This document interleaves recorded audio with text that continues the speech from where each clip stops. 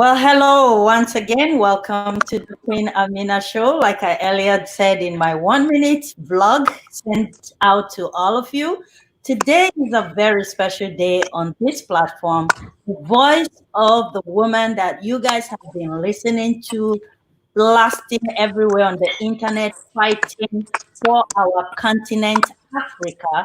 She's going to be live with us today.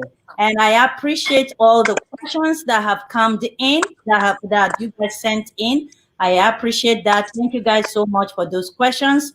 We are going to be answering some of them as time permits us today. And whatever question she's not willing to answer, just know that she's not going to answer. We want to find solution. We want to establish who she is and why she's doing what she's doing. I just thank you guys so much. Before I bring her up, I want you guys to please share the broadcast so that many people would be able to benefit from the wonderful wisdom that she's going to share with us today. If you agree with me, one thing that she's done in every single video of her that I watched was share not just the problem, but solutions and wisdom attached to it. I don't know if you guys are catching all of that, but I'm learning so much from listening to her on most of those videos. But today, we are so privileged to have her live with us. So without much ado, let me bring her up. Hello, Ambassador. Thank you so much for coming on the Queen Amina show. Thank you, my daughter, for having me. Keep up the good work. Thank you so much. And my co-host, Dr. Lucima, out of Houston, Texas. Hello, my dear. How are you? I'm fine. Welcome to the show. Thank you. Thank you. Keep up the good work, young women. We're so proud of you. You are our future. Amen. Thank you. And when we talk of the future, we have been following you and cheering you behind the scene. I have a team of people that are in my circle, and each time we see a brand new video of you, I post it in my group, and we all watch it, and we are cheering you behind. But today you are live with us, and some of the questions that arose each time we speak about you. Each time we speak about you, one of the questions that arose is, why is she doing what she's doing? Before I get into that, I want to establish the fact that you are a doctor for the past 25 years, to be specific, a family physician, and you are comfortable. Even if you do nothing else, as a doctor practicing in United States for 25 years, you should have some retirement money that you don't need to worry about anybody else. So, Madam Ambassador, could you please tell our audience who you are and what you are doing before you began to cry out for Africa? Well, I'm a little girl who came to this country to go to college when I was a teenager. And so I went to college and I did my master's. I have a first degree in general chemistry. I have a master's in organic chemistry. And then I went on to medical school. Became a medical doctor. Part of my training was in Nashville and also in New York City. And then after that, I started practicing medicine. I owned my own clinics. I had a whole team of doctors working for me. And I did that for 25 years.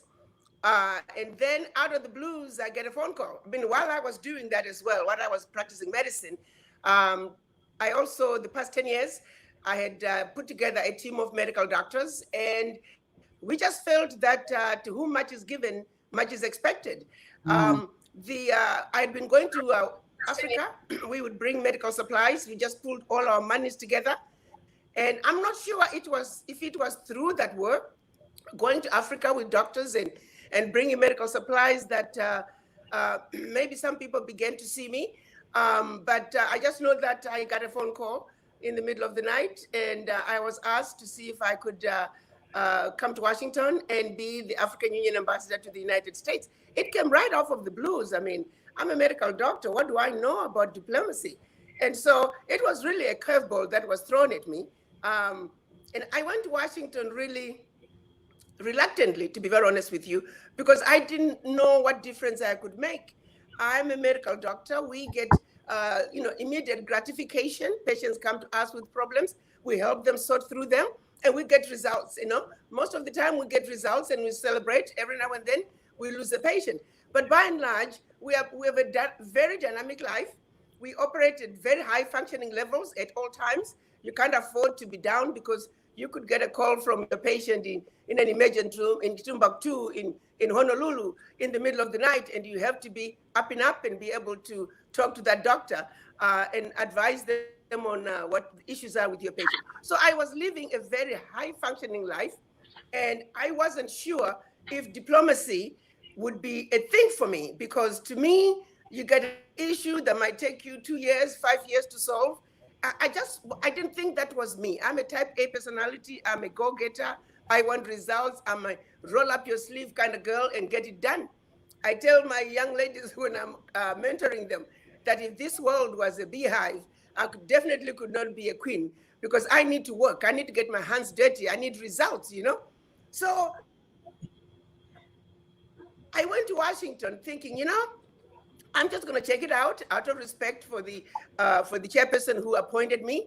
And I thought top 6 months is all I was going to last. So I actually stayed in a hotel for 5 months because I didn't think I would stay. But then slowly, as I would attend meetings and I would travel, and I began to notice a certain trend. But the biggest trend that was of concern, one, it was the disrespect for the Africans. I mean, we are so disrespected, guys. It's not even funny. It is so painful when you see it done at such a high level, and then you say to yourself, but I'm sitting in this room and Africa is being disrespected, Black people are being disrespected, and I'm sitting in a position, am I supposed to just be quiet? No. Before, when I was a medical doctor, I couldn't do anything about it. I was out there in Tennessee. But now I have a platform. So that's when I decided, you know what, I'm going to hang around a little bit, and I need to kick some rear ends, and I'm going to talk, and I'm going to defend, because this nonsense has got to stop. But then the second issue I quickly realized was also that the people that I really, really wanted to see go home and participate in building our Africa. How can you not? But then, of course, they didn't know. You can't blame them. So I then said to myself, I have this platform. I'm the African Union ambassador. I'm the permanent representative here in the Americas. That is my job description. Educate them, mobilize them. For them to want to go home, they must know the truth. And so I set out to speak. And I would speak my truth. And because I wanted the diaspora to know, to really understand Africa from the root. Because once the diaspora understand, they can make the right decisions. Yeah, but then to find out that we had been lied to, and we don't even question the lies, we just take the lies. But the biggest one was the Pact for the Continuation of Colonization, where 500 billion was taken from Africa by little bitty France, and nobody knew about it. That one was painful. To say, how could we allow this to happen? And yet the diaspora would jump up and down about $50 billion coming out of Africa from corruption. I'm not saying we should allow that to happen, no. I'm saying understand it from a scale of 1 to 10. So 10 is the 5 billion, 50 billion coming out of Africa from corruption. 1 is the 500 billion coming out of Africa taken by France. And yet we are spending all the energies talking about the 50 billion and completely ignorant of the 500 billion going to a tiny little country called France. That's what I set out to do, to say, let's understand our issues, let's prioritize, let's know who the real enemy is. You could change African doctors every day. If you don't address the issue of France in Africa, if you don't address the issue of the colonizers who have never left Africa, who own 75% of the businesses that operate in Africa, 75% of the companies that employ the majority of the Africans, the multinationals who are extracting out of Africa trillions of dollars every year, and they don't pay taxes, they are still doing illegal mining, illegal fishing, illegal sale of logging, everything. It is carnage, my children. It is total carnage, abuse of Africa of the highest order, and our children did not know.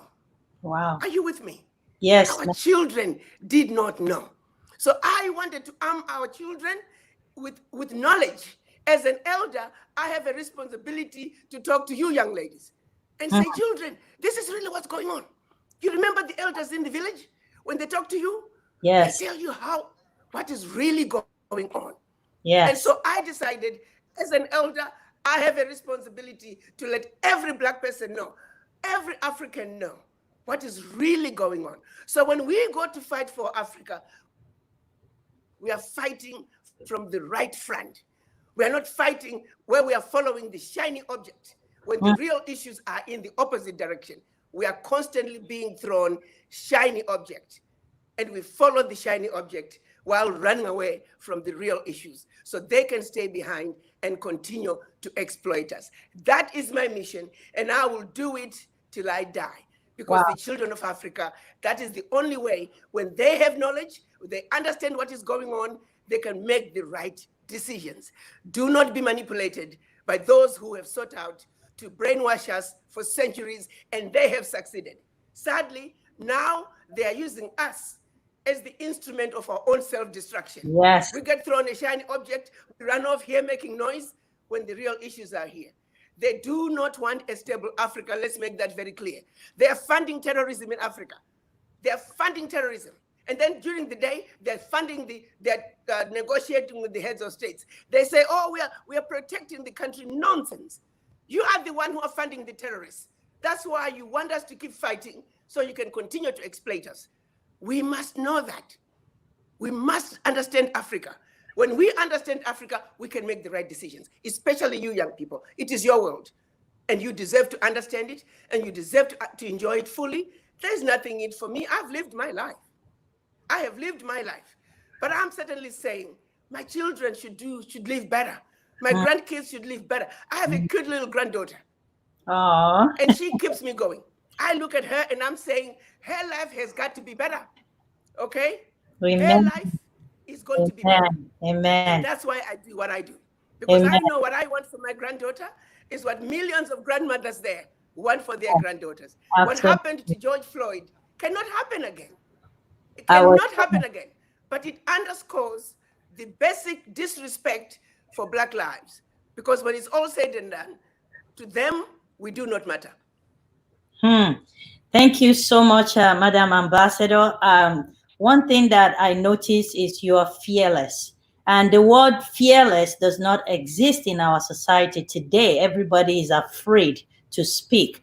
Living in a male-dominated world, and especially the role that you have taken to speak, most of our male leaders that have raising their voices to speak before got killed. Are you afraid for your life when you speak? To be honest with you, I've never stopped to think about, am I afraid for my life? What I do know that is I am fighting for my children. I'm fighting for my grandchildren. So because of that, as a mother, as a grandmother, I don't know if you young people have children, but when it comes to issues to do with our children, our grandchildren, we are totally fearless as mothers. There's no way, nothing can scare me when it comes to defending my children and my grandkids. And so it's from that motherly position that I know life should be better. So because of that, no, I'm totally fearless because we're speaking the truth. As Africans, ours is a position of righteousness. We are the victims. They are the perpetrators. And we need to speak our truth. Honestly, my young daughters, at what point are we going to say enough is enough? How long? It's like, picture somebody who's holding a hot rod and they just keep burning you. They keep burning you. They keep burning you. And you keep saying, ouch, ouch, ouch. How long are we going to keep saying ouch before we look this person in the face and say, hell, stop it. Stop it. That is all we have to do. It's like telling a man who's raping a woman to tell the woman to complain diplomatically, complain nicely. No, look the man in the face. Stop raping me. What you're doing hurts. Stop raping me. Are you with me? Yes. We are constantly being raped in broad daylight. Yes. We are being abused in broad daylight. We are being exploited in broad daylight. And we're supposed to complain diplomatically. We're supposed to be political in how we say it. No, We don't have the liberty to be nice about the abuse. See, they can have their own diplomatic conversations in Europe because they are equal. The French, the Germans, the Italians, they are equal. They are on that table together as equals. We are under the table. They are in our house in Africa, eating our food that we would have cooked and prepared for them. Then we go under the table and we wait for them to drop off a few crumbs. And while we are under the table, they put a system in place to start saying which one of us got the larger crumb under the table. So we can keep fighting each other under the table. So we never have to talk about what's on the table. Are you getting my point? Yes, ma'am. And then while we are under the table, they look down and they want to have a diplomatic conversation with us. How? How do I have a diplomatic conversation with you when you are in my house eating my food and I'm under the table waiting for you to drop off some crumbs? How do I have a diplomatic conversation with you? How bad do things have to get before we say enough is enough? We are coming from a position of righteousness. They are blatantly abusing Africa. They are blatantly abusing Africa. At what point does Africa say enough is enough? My job is to empower you young people with knowledge, because this is your fight. And I want to be able to look at my granddaughter, tell me, grandmother, there were issues, there were issues in Africa. What did you do? I want to be able to look her in the face and say, child, sit down. These were the issues, and this is what we did. This is where you need to pick up the fight. Aluta, continue. Amen. Amen.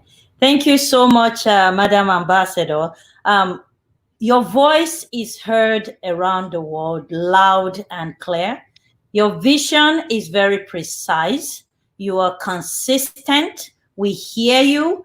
But one of the questions from Tony is, what has she in her power done to begin to bridge these differences and to help Africans begin to see results? And I researched some of the things that you have to get. Do me a favor, my daughter. Yes, ma'am. Can I have one? Can you do me a favor? Yes, ma'am. You're breaking up. Can the other lady again, so the reception is better? You're breaking up. I can't hear you. Oh, okay. To go off? You're breaking up. Can I have only one of you on the screen? Okay. So, Dr. Mari, that's better. Dr. Lucima, when you're going to ask a question, please send me private message and then I would, because I can't hear you anymore. You can hear me. Is that good? All right. Thank you for your understanding. So my question, Ambassador, is, can you hear me now? That's better. Yes. What was the question? The question is from Tony. Tony said that what has Ambassador done in her power to begin to bridge this gap, since everybody has been talking about the problem, we know the problem. And my word to that is, I researched some of the things that you were doing, and you have put together something called the ADDI, which the website is ouraddi.org. Can you please explain that to our audience before we begin to take more questions? What is it and why? Why did you put that together? Yes.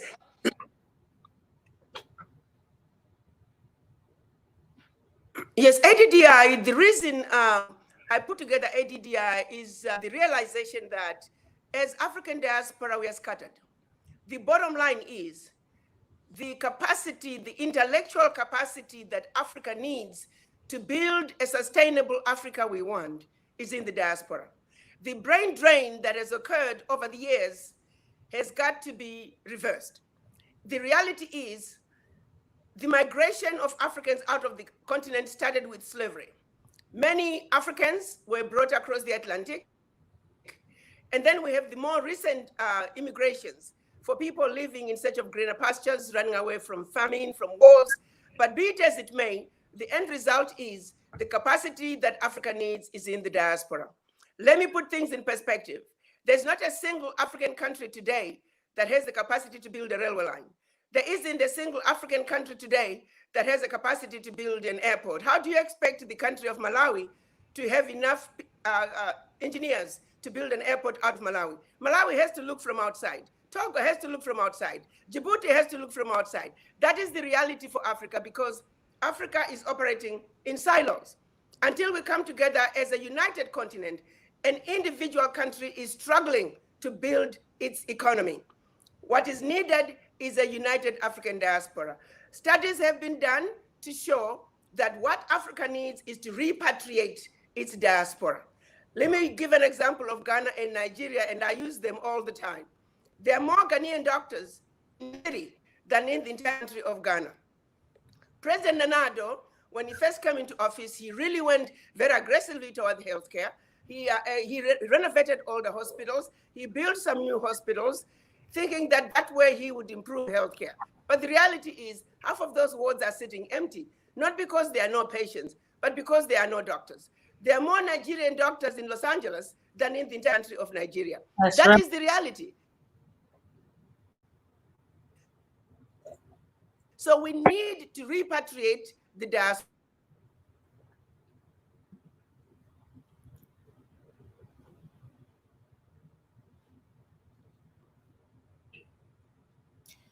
I can hear you, my doctor.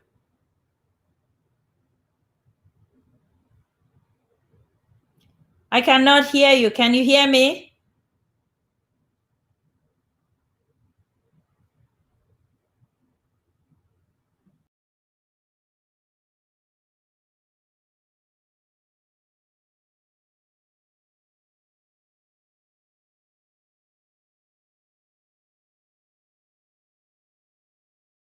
Arikana. Can you hear me, ma'am? I don't know how it muted me. Yeah, I can hear you now. Hello? Perfect. I can hear you. Can you hear me? Okay. Okay. Somehow my phone had automatically muted me. I don't know.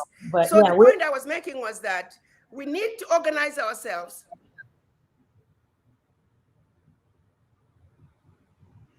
Okay. I was saying the reason we organize is because we need to be able to say to the African heads of states, before they give a contract to the Chinese, before they give a contract to the Europeans, who have always been getting the contracts, we need to say to them, we, your children, we have the intellectual capacity, we have the financial. Give us the first right, because what is in Africa belongs to us. It is our responsibility as a united African diaspora to join hands with our brothers and sisters on the continent to create this formidable private sector that can build the Africa that we want. I can assure you, when you bring together the African diaspora and the capacity that's already in the continent, we don't need anything else. But what the colonizers have succeeded at doing is to keeping us so divided. The Malawians don't want to talk to the Zambians don't work with us, the Tanzanians don't work with the Nigerians. So we're all running around in silos like chicken without heads. That's what they wanted to do. That's what Berlin Conference was all about. That's why you keep seeing me going back to the Berlin Conference. When you understand what they wanted to accomplish by dividing us into the tiny little countries, you understand why that must be reversed. Until we reverse the Berlin Conference, we can build a sustainable Africa.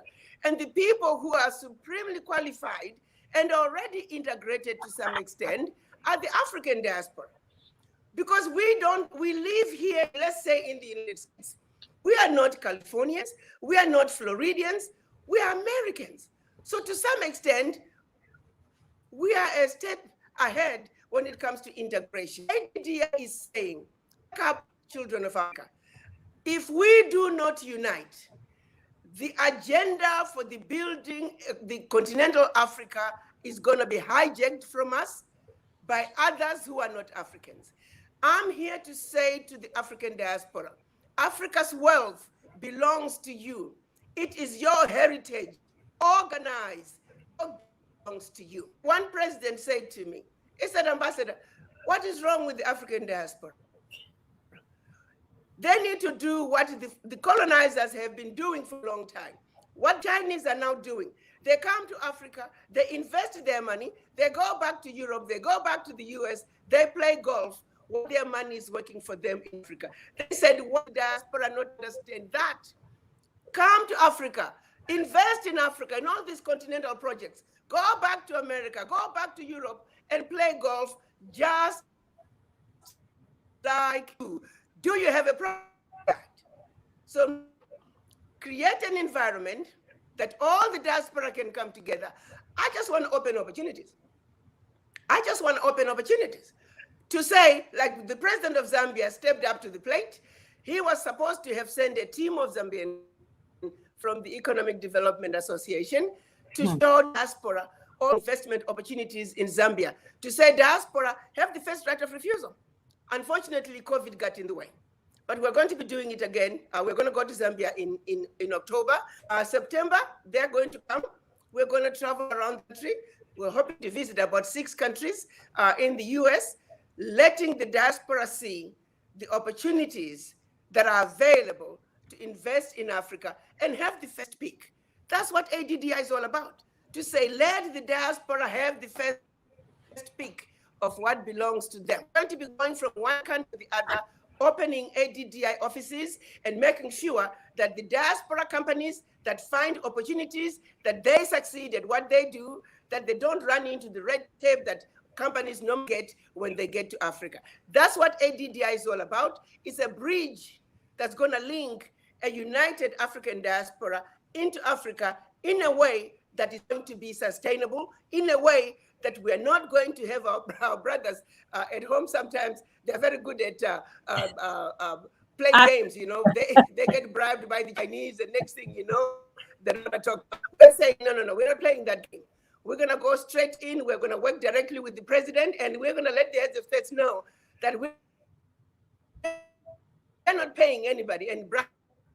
We are coming here to do a good thing, to do a good job, and that is the only way to Africa. And the heads of state understand that they too are struggling to deal with their people who are collecting bribes to give contract to the Chinese and God knows where else. But ADDI is the bridge connecting the children of Africa in the diaspora with the continent, and also to say to the heads of states, if they choose to reach out to diaspora, they can also come through through ADDI, because also the heads of states are struggling to reach out to the diaspora in the case where they are looking for expertise. So it's really a situation. If we can unite, all I'm asking is for people to go to our OURADDI.org,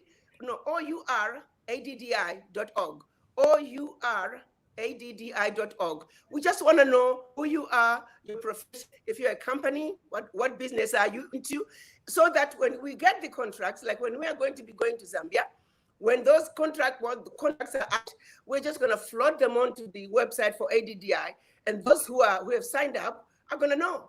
And all we're saying is, come join us. So when I go to Africa between October and November, we're going to be visiting 5 countries. So we're going to be on the run. The hope is you can organize yourself into groups. If you are, say, a group from Texas, we want you to be able to say, you know what? The ambassador is going to Zambia, Zimbabwe, South Africa, Swaziland, Nigeria, Ghana, Sierra Leone. Who is going to join her in this country, that country? I know all of you can't go to all those countries, but believe me, I'm going to eat all those countries. I'm going to be on a marathon. But we're saying, organize yourself. Come see what's available. Come see what's available. And what is available is yours. Take what you want. Organize yourself, put hands together. Because you can do it, young people. Yes. You can do it. Yes. And I have a responsibility because I know how hard diaspora work in Africa, in Europe. I mean, in you guys work like dogs.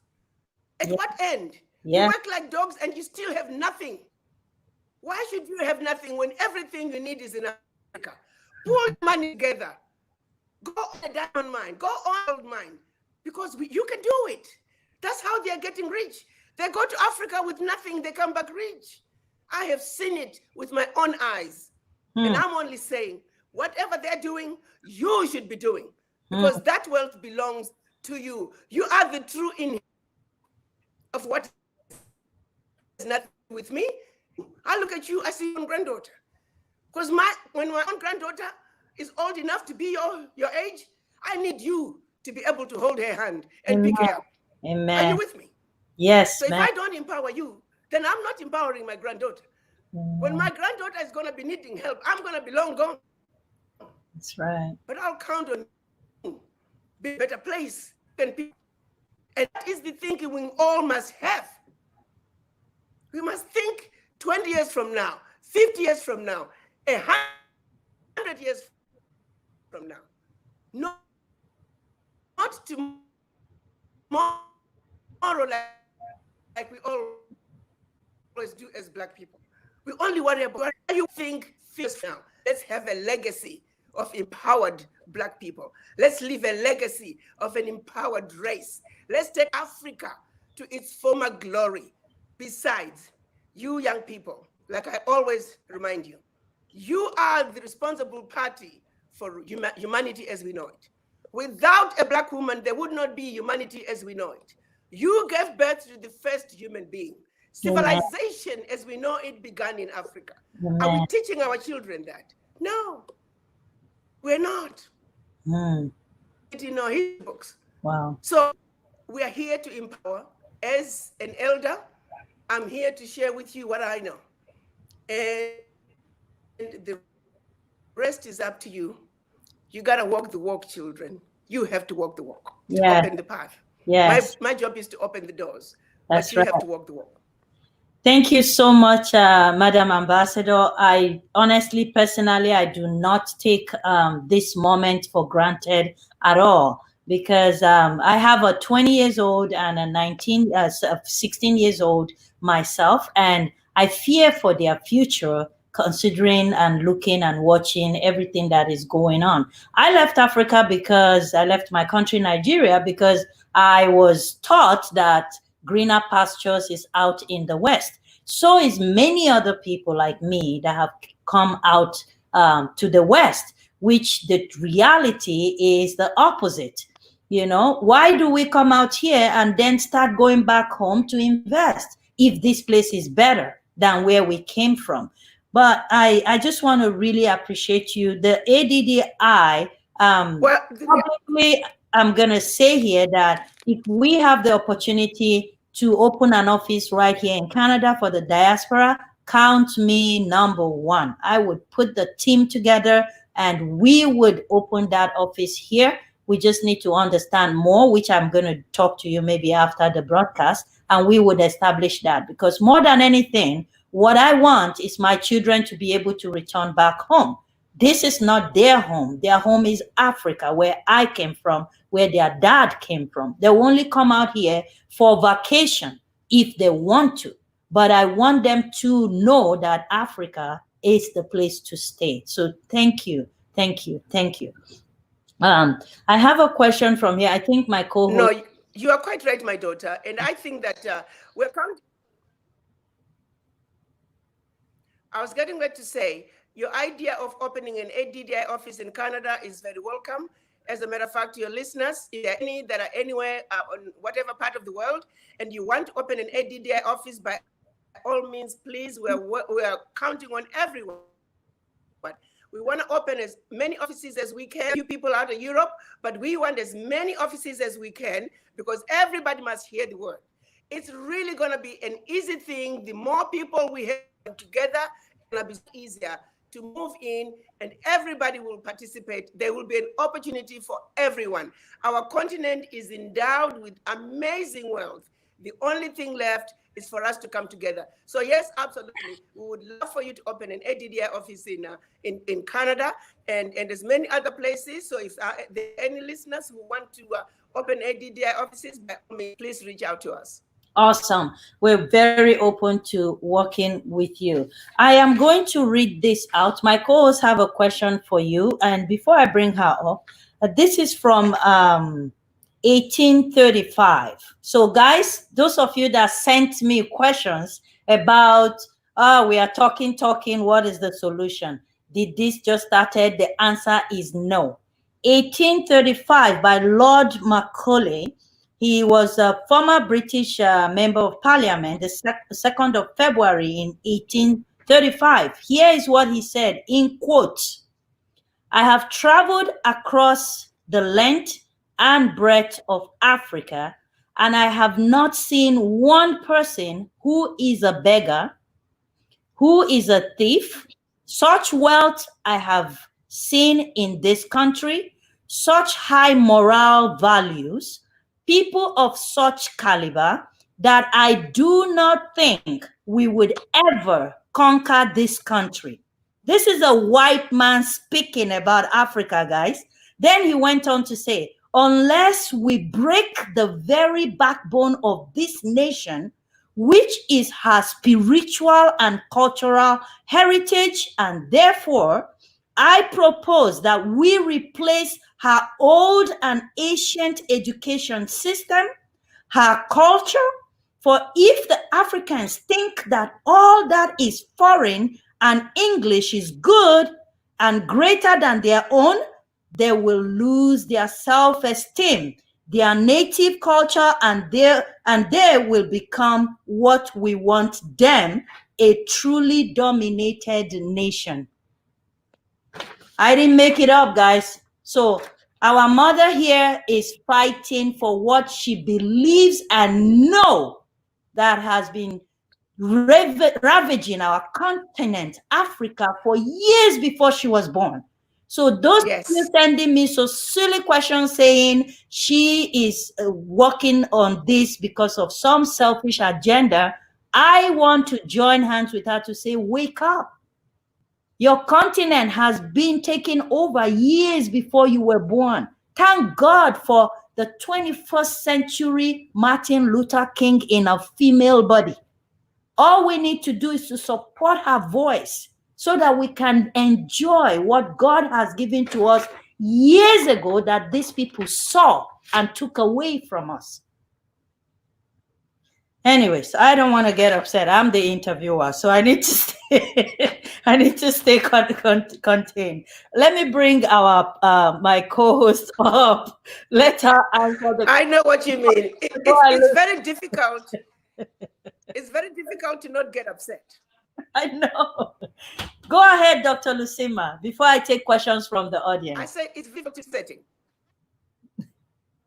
I said it's very difficult to not.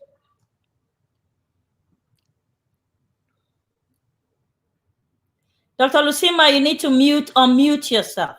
Yes, Madam Ambassador, thank you again for coming on the show. And I mean, this is really apt, especially at this time.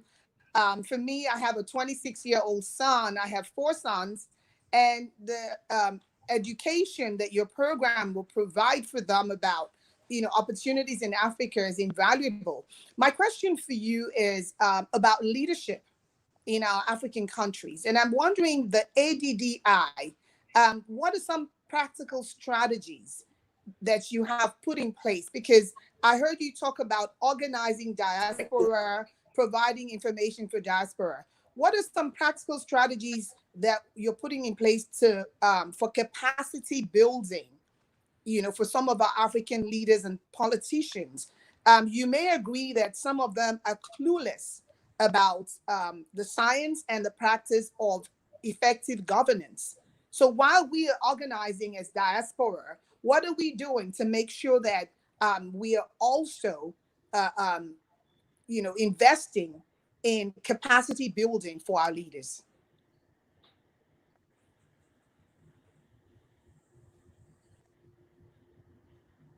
Can you hear me?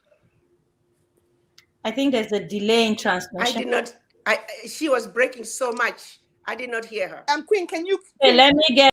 Can you state the question for me? Right. So I said, as we build the database and we organize diaspora and we focus on, educating diaspora, what are some practical strategies that the ADDI is putting in place for capacity building for our leaders in Africa? Some of our leaders, as you may agree, are clueless as far as, the science and practice of effective governance. What is ADDI doing about building capacity for our leaders in Africa?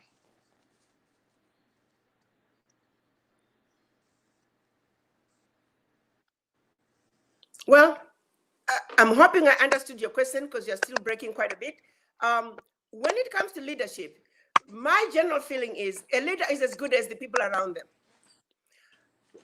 We African diaspora, we must understand, rather than stay 10,000 miles away and expect our brothers and sisters to bring the change that we desire, we need to get involved.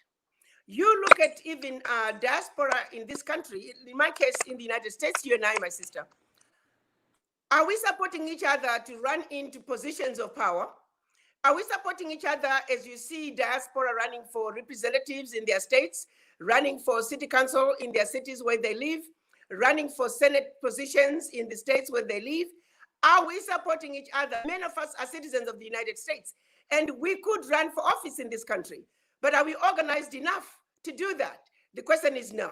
Are we organized enough to say, I've seen many diaspora as I've traveled around the Americas, who I thought they could make great parliamentarians, they would make great senators, they will make great governors, they will make great mayors, all the way to being heads of states. But when they go home to run for office, are we supporting them as African diaspora? The answer is no. Somehow, we expect change to just come out of the blues. You want change, you work towards it, you strategize.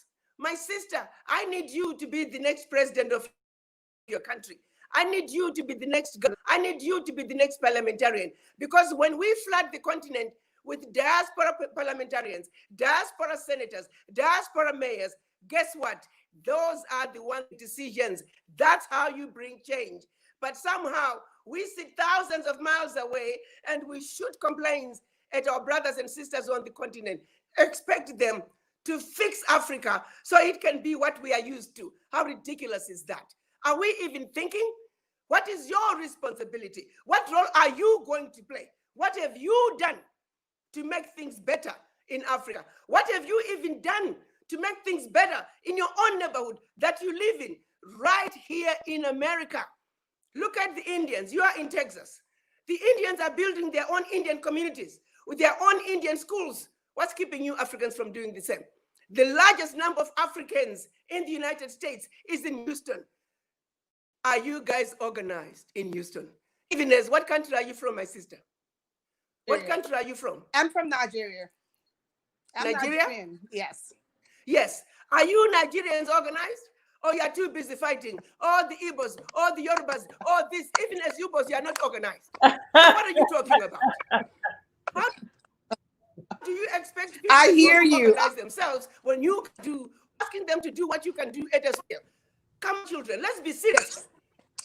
We are stuck on stupid. It's just that simple. Wake up. Let's organize. We must unite. The differences that put upon us. Yes, you may be Igbo. Yes, you may be Yoruba. But when it's all said and done, you are a Nigerian. You are an African. You are a Black person. And that is the one singular reason that we must unite.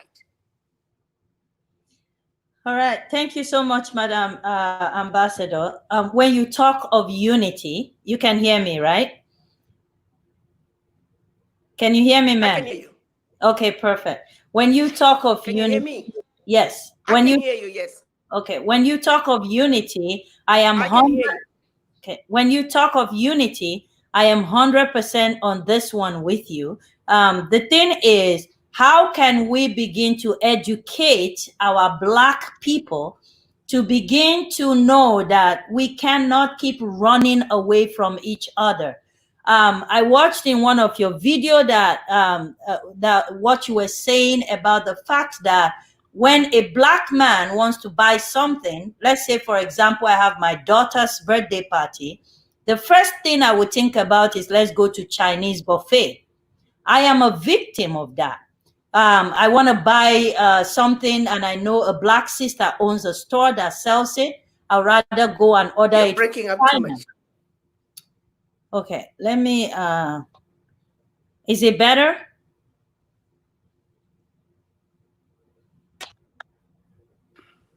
Okay, guys, I'm really sorry about the technical difficulty here. Can you hear me? Yes, I can hear you very clearly. Okay, so go ahead again. What was the question? Okay, so the question is, we already know as Black people that we are not united. I was giving an example of when I'm going to host a party for my daughter. The first thing that will come to mind is go to Chinese restaurant for a buffet, when I know there's a Nigerian restaurant next door that I could introduce my children and her guests into. Why? What can we do to begin to educate ourselves that the only way out is to support an African businessman? The only way out is to vote for an African person in the political world. The only way out is to support an African bank, an African, how can we begin to educate ourselves that if I need to purchase a house, I don't need to go to the white man's neighborhood? When we first came to this country, I am confessing I am guilty of it because of what I was taught. We went to a British neighborhood to purchase our first home because it was clean, it was quiet, no Africans there. It was 72 houses in that neighborhood, and me and my husband was the only Black people in that neighborhood, and we felt comfortable. My question to you is, what can we do as Blacks to begin to know that until we begin to live together in communities, do things together, support each other, any strategy that we put in place is never going to work if we remain divided?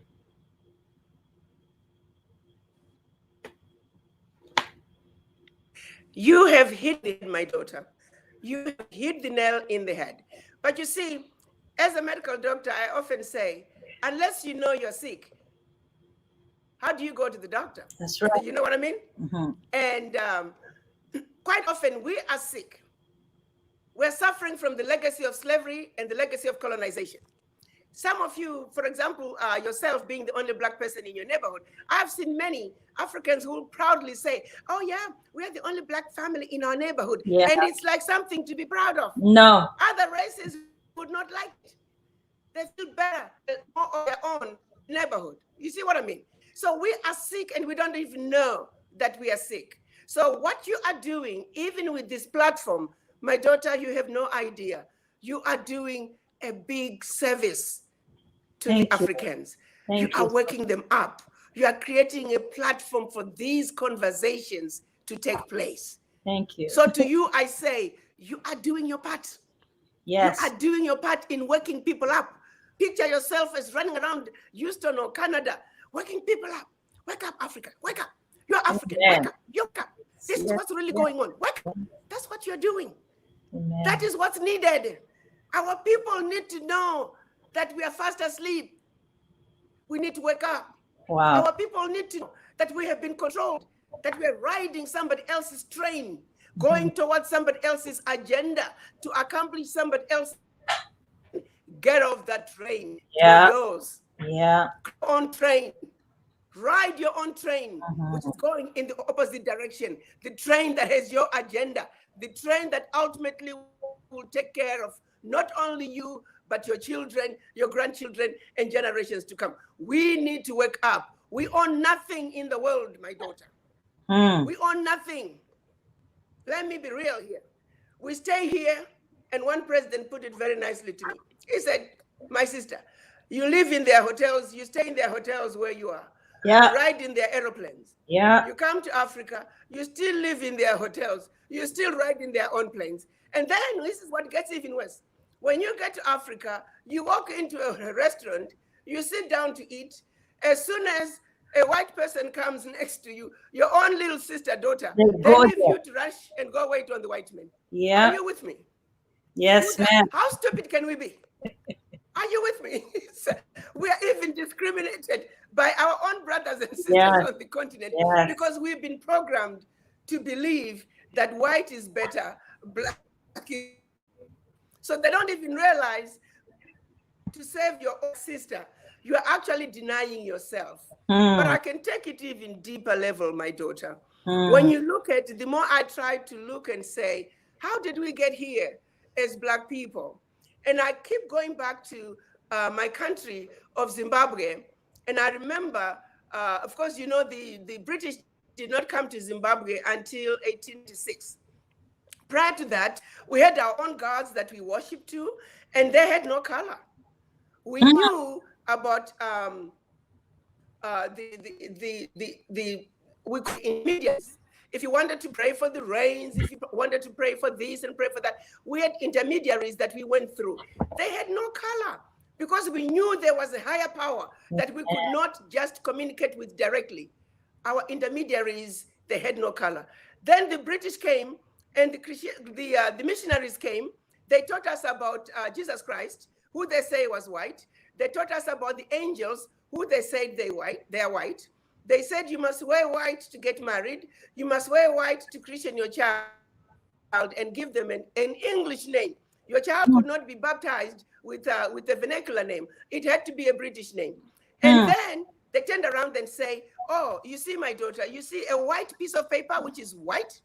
They told us that that piece of paper was white. But then they turn around and they say, oh, by the way, we too are white. Now they've already created a path. Yeah. Angels are white. Jesus is white. They are white. Everything pure and desirable is white, even though they're not white. Are you with me? Have you ever seen a white person who looks like a piece of paper white? No. But they just told us, don't how we look. Just we are white. We represent the angels. We represent Jesus Christ. So that's us. So when you come to church, you're going to worship images that look like us. And then they turned around, they told us about the devil. They said the devil is black. And you wear black when you bury somebody. It's bad stuff, people die, it's not a good thing. Everything bad and undesirable is black. And then they turned around, I'm looking at you and I, my daughter. I don't blend with my black shoe. I don't blend into my little black dress. But they said, never mind how you look. You are black and you represent the devil. And we said, okay. So we go to church. We worship images that do not look like us. When we sit down in church and we worship the white angels and the white Jesus Christ, we are worshiping them because they represent that which we are worshiping. Wow. And we just accepted it for centuries. Come on now. Who has seen the devil? Who has seen the angels? Nobody. Who knows what color they are? Wow. Let me tell you, grow. The box for beauty, the box for being a devil, the box for being an angel was well defined. Wow. Color had nothing to do with it. As long as I was a good little girl, I went to school, I respected my teachers, I brought back good grades, I respected my elders in my village, I did my chores, I checked all the boxes of beauty, I checked all the boxes of being an angel. I knew I was an angel, and I knew I was beautiful. But the minute I started being a bad kid, I'm disrespectful of my teachers, I don't do well in school, I disrespect my elders, I was no longer an angel. I was no longer beautiful. And I just knew. So the boundaries were very clear. The choice was yours. Do you want to be an angel or do you want to be a devil? Do you want to be beautiful or you want to be ugly? At any stage of your development, from birth till you die, there were rules and certain expectations of you within the village. I remember, and now I know better, I'm a medical doctor now. But when I was young, there was a man in our village who obviously went schizophrenic. He met his wife, and he's, as a child, I still remember this story, that he spent the night cutting her up and roasting her and eating her. We used to walk through his field to go to school. I remember thinking he was the ugliest man I'd ever seen, and I remember knowing that he was the devil. We would now take the lowest way around his farm to go to school because us kids wanted nothing to do with the devil. The man from being a henchman to devil. Are you with me? The devil is based on deeds. The officer who put his knee on George Floyd, that is the personification of a devil. Let's call truth to power. Devil versus angel is based on deeds. Color has nothing to do with it. But we have been programmed. We have been lied to blatantly. You, my daughter, if I may ask you, why are you accepting that decision? of angels being, of the devil being black. Why are you with me? Do you see how it makes us downright stupid? That's right. Just lie to, and we take it without questioning. You're right. That's how sick we are. Wow. I want people to understand that. That underscores how sick you are. If you believe the devil is black, then you're sick. Wow. Yourself. You are the representation of because you're black. And they are the representation of the angels because they're white. There cannot be something far from the truth. It is a lie. Let's understand it for what it is. Are you with me? Yes, ma'am. 100%. So wake up, Africa. Stop being lied to. We are being told lies, but because the white men said it, we say, okay, it must be true. Really? When we get out of that mode, when we get away from that lane of stupidity, then we are ready to move forward. But you must understand that you're standing at the corner of stupidity. Get off that lane. Thank you so much, Madam Ambassador. You know the truth. There are too many questions. Mary and Joseph. Go ahead, ma'am.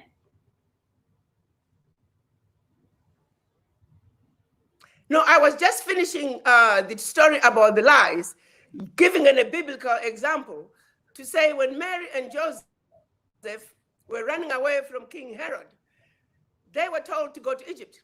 They were not told to go to Europe. Why were they told to go to Egypt? Because in Egypt, Jesus Christ, who was a brown man, would blend with the Egyptians. If he was white, they could have told him to go to Europe. But they knew if they ran to Europe, Jesus Christ would stand out like a sore tooth and Herod would capture him. Are you with me? Wow. So let's follow even their own scriptures. When you read the Bible, Jesus Christ was not white, but we still accept it. Jesus Christ was not white. The Bible says so. Wow. But we still, you going to churches in Africa, it's the most disgusting. Nice big white Jesus sitting in front of us. Do you know how on a subliminal level that is working on us? When are we going to ever worship a black Jesus? Wouldn't it be wonderful to go kneel and worship some image that looks like you? Are you with me? Yes. But 1896 in Zimbabwe, we were told, forget the higher power that you know. Go with ours that looks like us. And you represent the devil. That's not acceptable. We said, okay. And we just took it. Are you getting my point? Yes. It is deep. It is deep. Wow. And we must understand it for what it is. And the only way to heal from that mentality is to have a serious conversation with the image in the mirror. Understand that you are colonized. Understand that while we may have lost the shackles of the ankles and the feet, the mind are alive and well today. So as a business person, as a leader, when you go to that negotiating table and your mind is colonized, garbage in, garbage out. That's why we get bad contracts being negotiated, because the minister, the chairman of the board is going to the boardroom table with a colonized mind. You put them in front of a white person, their knees bowing, because automatically they feel inferior. Wherein lies our problem. That's why I'm saying diaspora who have woken up, those who have woken up on the continent, those are the people that need to take leadership roles, because when they go to the negotiating table, they should have nothing but Africa on their mind, understanding that we are under siege, that this is a battlefield, that they have been winning this battle for centuries. It is time for Africa to win this battle, and it is a battle of the mind. Get rid of the shackles of the mind. Garbage in, garbage out. If you do not go to the negotiating table, defending Africa with the right mindset, a mind that is awoken, a mind that can see clearly, a mind that understands that you've been lied to, then you're no good for Africa. You can change leaders all you want. If the mind is not in the right place, you're only changing the physical body. We must wake up and the president, the chairman, the director of the housekeeping department, all the way to the president of the company, all the way to the ministers, all the way to the heads of states, everywhere. Everybody must wake up. Chinese will always negotiate with China on their mind. They'll That's never go to the negotiating table and say, oh, let's figure out what's best for Africa. Hell no. It doesn't work like that. no. We're the only ones who want everybody else, except the Africans, wherein lies the disease. Are you with me? Yes, ma'am. And that means each and every one of us must wake up. So what you're doing right here is very important. Continue to speak, continue to create the platform. And you have heard, I will not stop talking. All my children have heard until all my children have woken up. And that's what I've decided I'm going to do for the remainder of my days. I will talk until there's no more breath in my lungs. Thank you so much, Dr. Arikana. We are going to be talking with you. And I love the statement that someone just posted. She said, could you please allow us to call you Mama Africa? Yes, I join you with that. Could we call you Mama Africa, Dr. Arikana? You are my children. You can call me whatever you want. Just promise me you will get the job done. That's all I ask. You're already doing your part, my daughter. You are all doing your part. Keep spreading the word. Keep speaking truth to power, and remind everyone that as Black people, as Africans, coming from a position of righteousness, we are the victims. They are the perpetrators. Let's continue the conversation. Yes. I am going to let you go, but very quickly before I let you go, the truth remains that we are being killed apart from being dominated and being looted from Africa. Blacks everywhere are being killed. And I watched one of your videos about George Floyd recently, that you literally cried, speaking from your heart against the brutality, not just from the policemen, but against racism against Blacks in general. My only question to you is, yes, we are carrying the plaques everywhere something like this happen, and we'll carry that plaques until everything dies down. Then we will now wait until another one happens. Then the whole world will arise.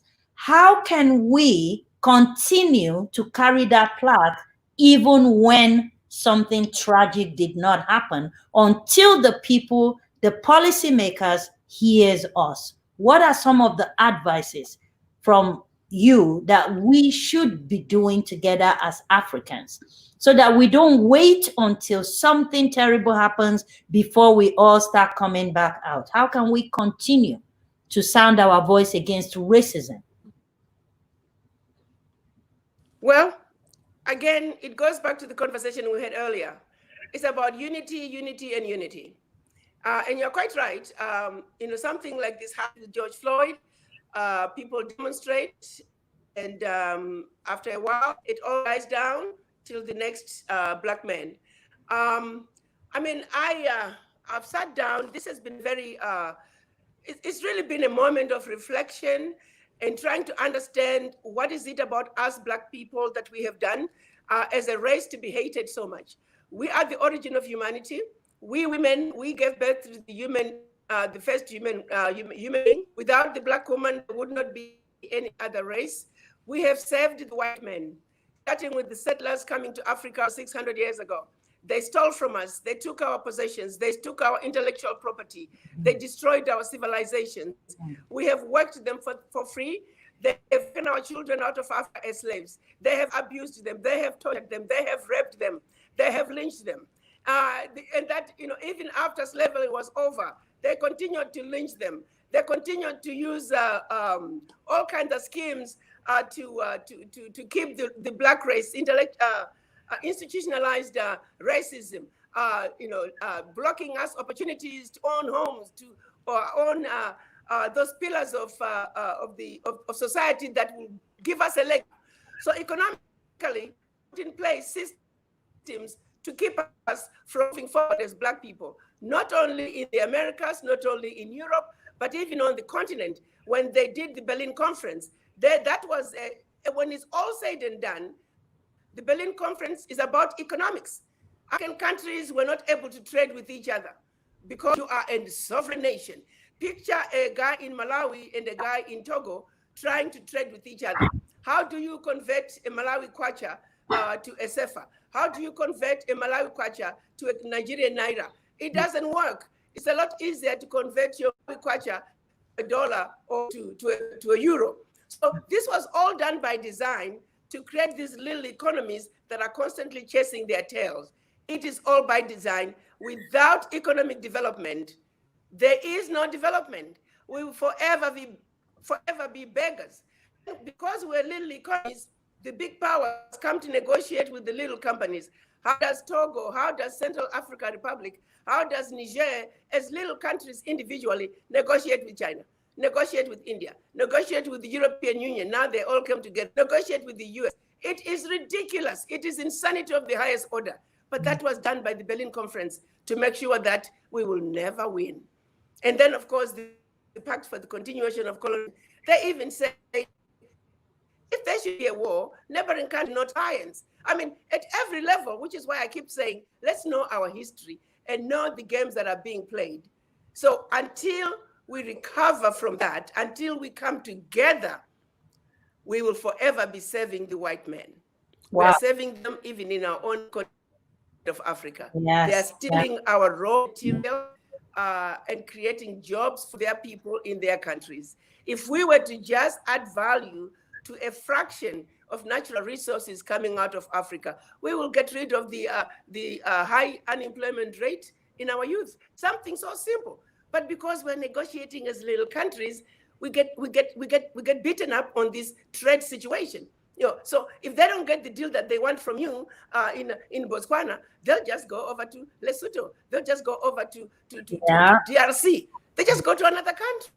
Mm-hmm. Because whereas if we're united, if Botswana is no, then it is no.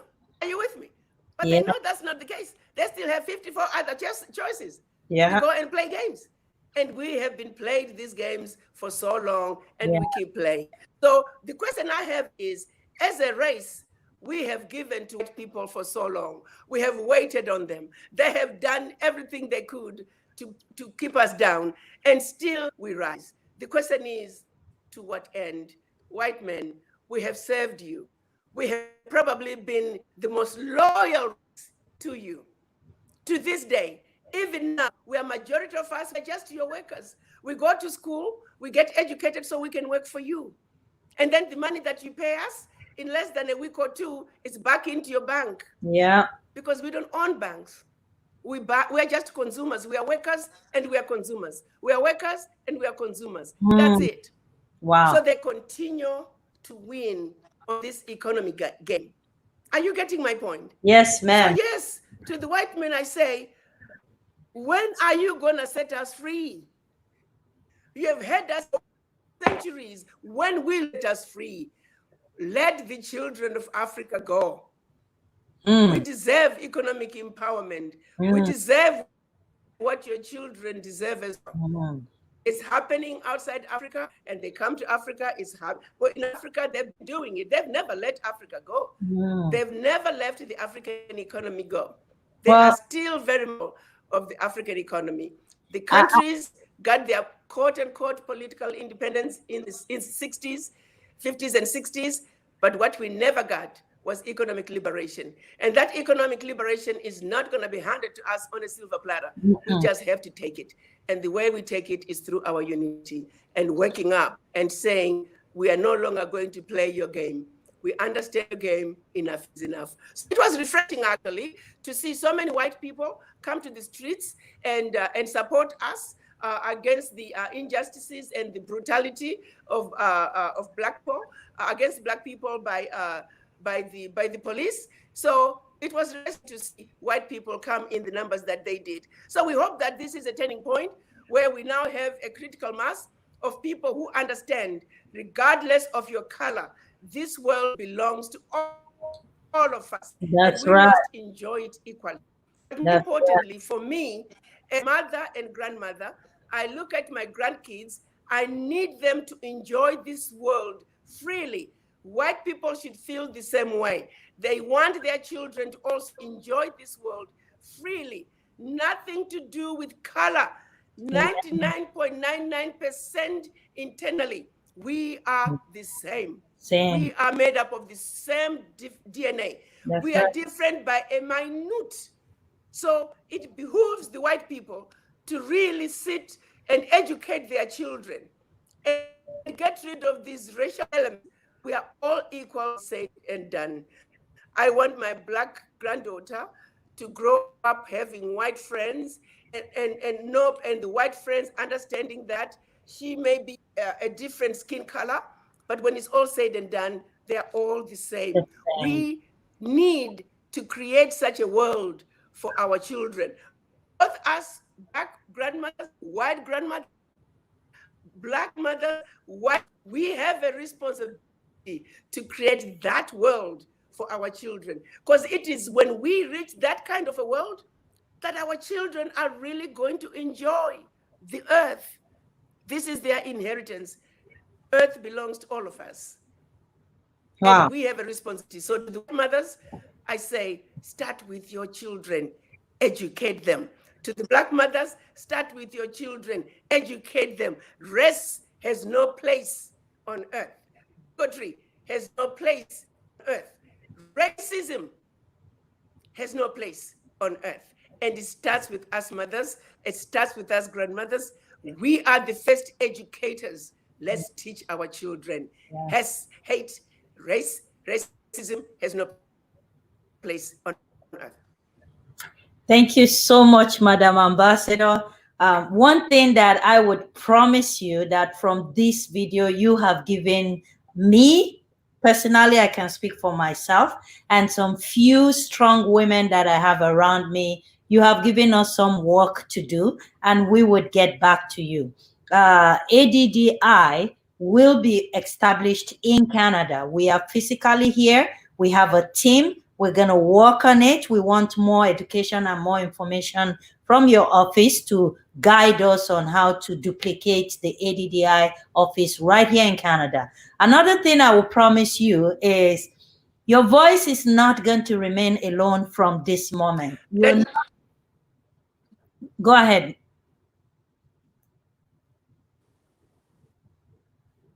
I was getting ready to say, I also want you to know that I realized that there's only so much talking I could do. There are so many videos I could do, but I've also decided I would write. I've written a book, which is Beska A to Z, talking about issues that I've been raising. I'm hoping that we can start with the schools and teaching our children. The book is called Africa 101, Africa 101, The Wake Up Call. You can go to africa101.org, africa101.org. Okay. You know, it's so funny because it's at the printers. It was supposed to be coming out any day, but I've asked them to hold it for about a week because I felt I should add a chapter on what's going on right now. And I'm calling that chapter. Can you give us an opportunity? Get off my neck. Can you give us an opportunity? Can you give us an opportunity on the Queen Amina show to be part of launching that book? We can dedicate a day to launch that book for you once the book is. Oh, that would. Oh no, absolutely no problem. It's about you, my children. Okay. It's about you. The book was written for you, so we can continue to have a conversation. It's a book that I hope, and I'm making it a nice hardcover to make sure that nobody reads it and throws it away. It's about you read, and you want to bring your children together and read the stories and say, this is who we are. This is what they've done to us. This is what they're doing to us now. It is a very simple book to read, but it just states the facts for what they are. So you can go back and read again and read again. You know, when somebody listens to you the first time, they hear one thing, but if you go back and read again, things begin to really make sense and you begin to get it. So I'm hoping it's a book that the first 5,000 I'm teaching. There's a barcode in book, and I'm talking about each chapter, so you can see me talking about the chapter, so you can feel me and the emotion to go with it to say, this is really what I want you to get out of this chapter.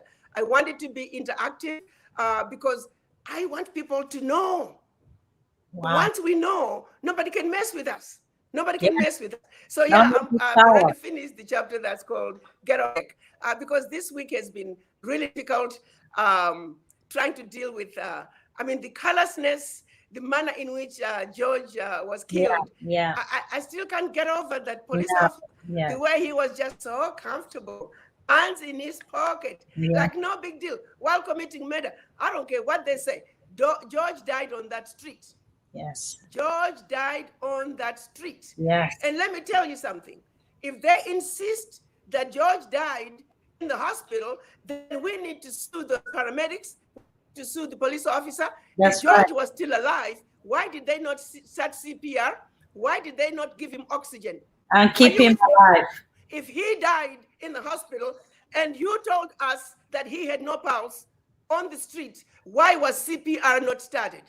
Are you getting my point? That's right. They knew George was dead on the street. That's why they didn't start CPR.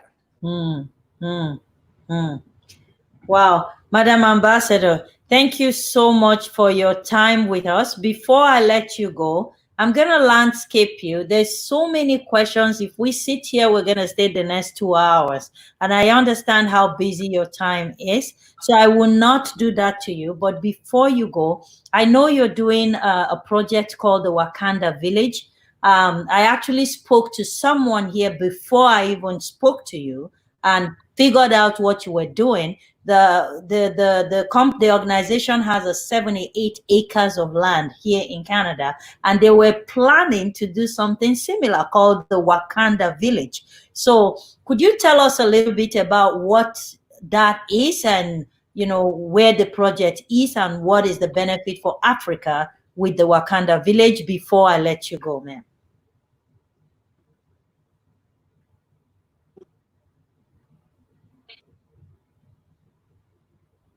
Okay, Wakanda is really a concept that we realize that in order for us to organize ourselves and begin to build the Africa that we want, we needed to have an African diaspora development hub.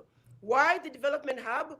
In order for us to build a sustainable Africa, what is needed is capacity building. So in Wakanda, we have a hospital, a university with technical colleges, where we are going to then build the capacity that we want. The reality, my daughter, is if all the African educators, if all the African doctors were to go home today, we are only going to meet a fraction of the need. What is needed is training, training, and training. That we have enough of in the diaspora.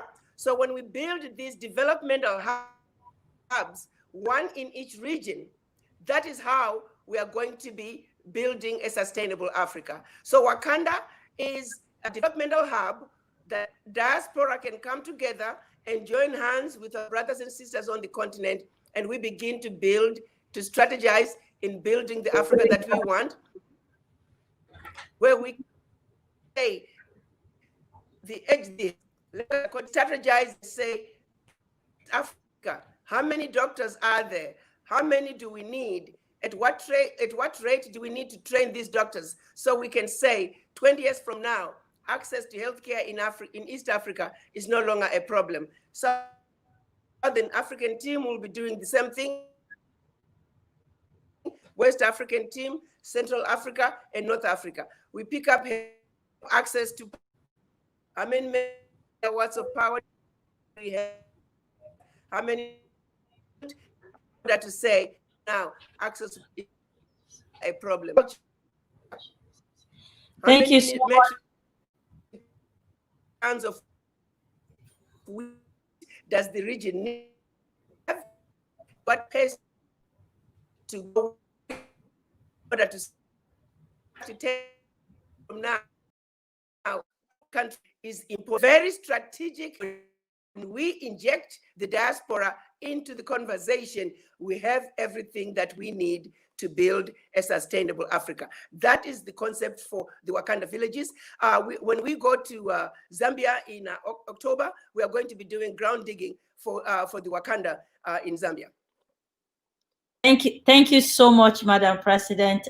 Just a few comments before I let you go. A lady here, Gladys, she said, yes, Africans are supposed to be united, But when we go to a white man's store to buy pepper, they would sell their pepper for $3, but a black person would sell the same pepper for $6. What do we do about that? Well, Sister Gladys, from the beginning, the opening, she clearly established the fact that we have been brainwashed. Well, listen. Go ahead.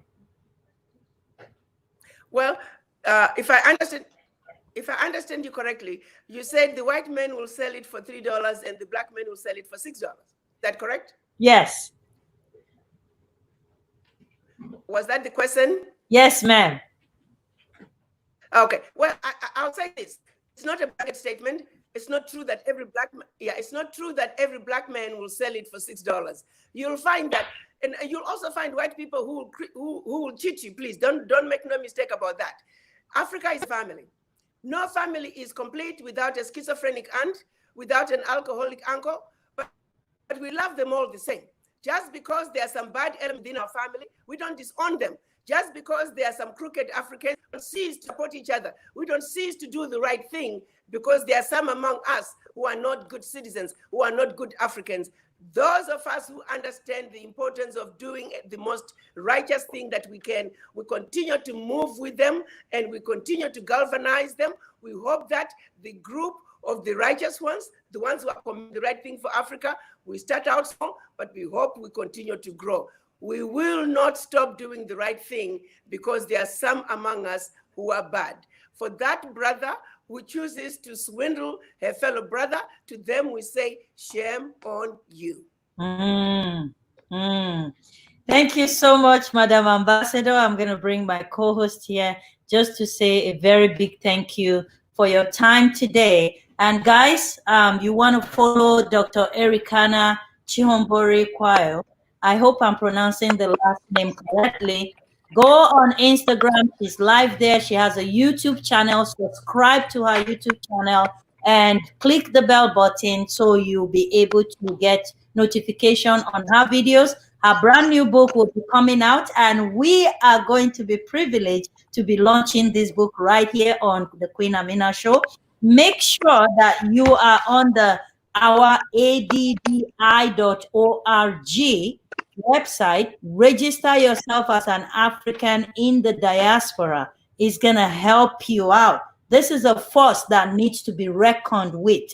I am leaving you guys behind. If you're not joining, sorry, I am going because I need my children to be able to go back home.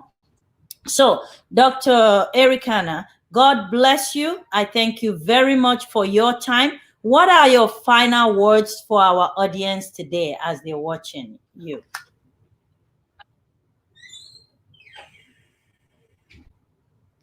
Can you hear me, Doctor?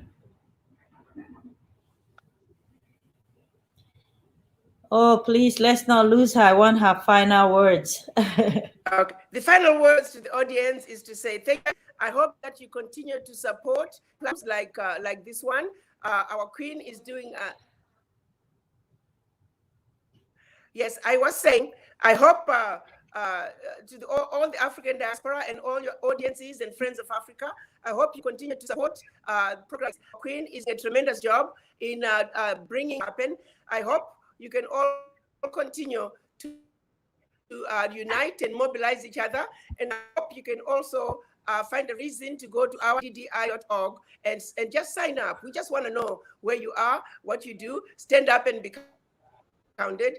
This is how we are going to be going back to Africa as a united front of mind. We will be able to share with you the offer of one country to the other. So guys, at what level you want to get involved in terms of investment.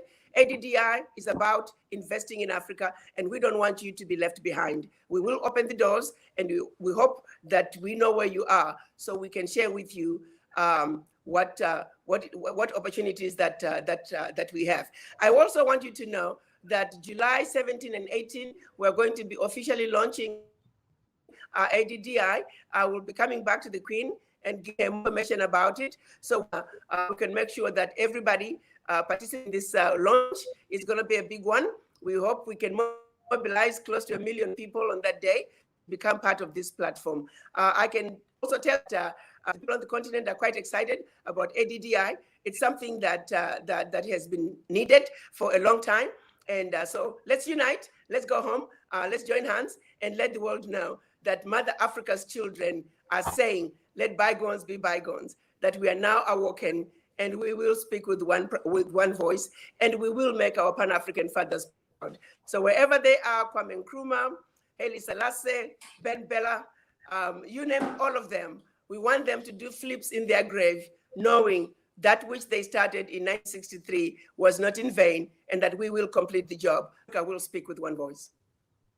Thank you so much, Dr. Arikana, for your time. The Lord God Almighty bless you. And my prayer for you that as you are speaking, your voice will grow stronger, not dimmer.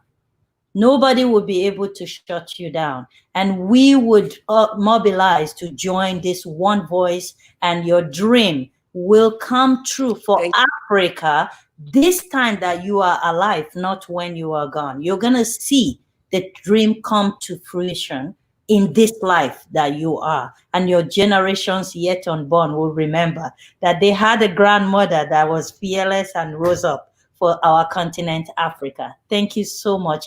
It was a very, very high privilege to have you on our platform today. Dr. Princess, do you have something for her before I let her?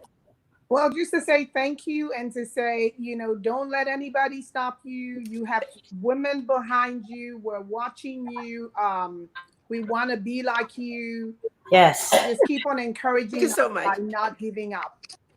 Thank you so much. And we look forward to hosting you again. You have promised us you're coming back. We want to host your launch, your book launch for sure. And guys, you heard, let's get 1 million copies of that book sold that day. We're going to do a lot of giveaways. I would support the book by purchasing some. I can't hear this. Can you hear? Okay, so we're having these same technical issues again.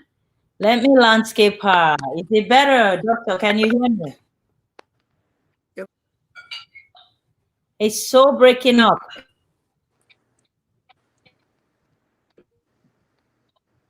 Can you hear me, doctor? A word? Yes, it's still breaking up, but this, can you mute yourself and let the sister in? Okay. I would take myself. I was just saying thank you for coming on the show, and don't give up, because we're watching you. We're motivated to come right behind you, right beside you. We need you in front of us. So don't let anybody stop you, because you have an army behind you.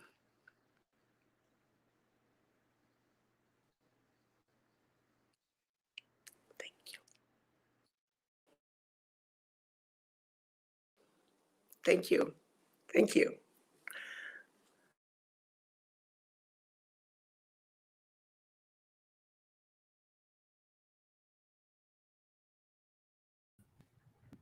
Wait for our hosts, Queen, to come back on. Yes. What a woman. Yes. I am so in love with her, and oh my goodness, like this is it sounds so so unreal. In a male dominated world, and the things that we are doing today in our world today, you would think that constantly women are being put down and told to shut up, stay in your lane, don't do nothing. But that is not true. We can do something. And one thing that I know a lot of us don't do is standing with each other, especially when it comes to women. I love the part where she says that a lot of us, when we want to do something, we think the white man's own is better because we're growing up. But that's old school. That should become old school, you would think, right? But well, I want to say even the things that the white man does better, the reasons why we all come to, we're diasporans, we come looking for the better things that the white man has, but it's only useful and impactful and it only serves us to the extent that we take the good, we take the better, we take the best, and we take it back to our country, back to our continent, and make our continent better for it. So, yes, go after what is good that the white man can offer, but only to the extent that you're going to use it to build a sustainable Africa. Otherwise, it's It's pointless. not. It's If you, pointless. it's pointless if you come and you gather. I have 5 graduate degrees, and you just consume it, and you're looking at the paper, and you're a bureaucrat, you're a technocrat. You work through the system, you retire, and it's all about you being labeled a diasporan. It's not worth it. You have to represent yourself when they count those who pioneered sustainability in Africa in this generation. You have to be counted. Otherwise, all of the good that you think you're enjoying while in diaspora is all for nothing. I have one more comment. So, what are you doing in your communities? What are you doing in your small subdivision? What are you doing in your church community? What are you doing in your children's PTA? What are you doing among your friends? All the parties that we do, and the wake keepings, and the graduation parties, and the promotion. How are you passing that message about our responsibility to build a sustainable Africa? Your brothers and your sisters, your parents are there. And someday, whether you like it or not, you're going to either go in a plane, sitting in a plane, or you're going to go in a box. But one day, somehow, that's going to be a resting place. So you better become a part of the movement. You better become a part of the solution to building a veritable, sustainable Africa. And start it one community at a time, one group at a time, one party event at a time. Begin to have those conversations, and don't let it all be about eating rice and dancing and spraying money.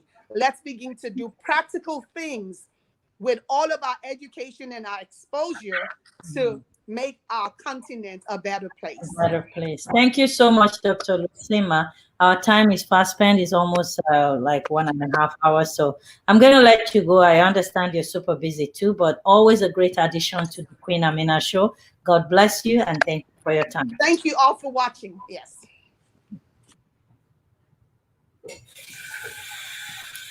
Awesome, guys. I just want to say a very big thank you today for joining the Queen Amina Show and being part of the conversation. I see a lot of messages and a lot of questions that was asked. We couldn't take it because I wanted us to really listen to Dr. Arikana Chihombori Quao. And one thing I want to ask you guys to please help us do is go on that website, addi.org. No, the website is our addi.org. So ouraddi.org. Make sure you go on that website. Even if you're not signing up anything or registering anything, just go look at what it is.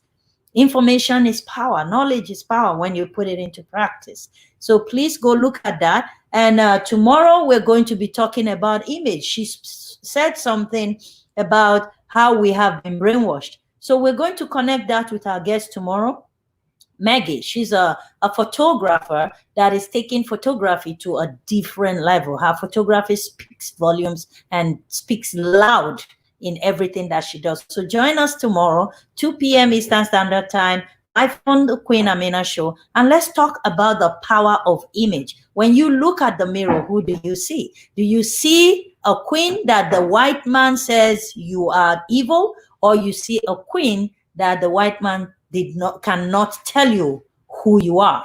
Do you see yourself as an angel, or you see yourself as a black devil? Image speaks, even when you did not say anything from your mouth.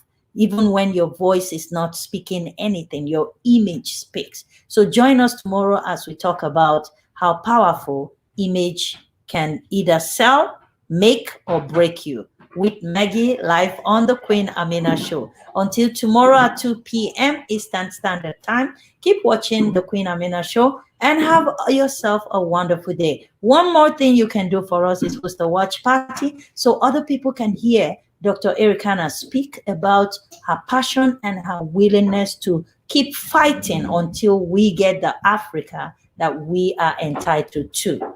See you all tomorrow at 2 p.m. Eastern Standard Time.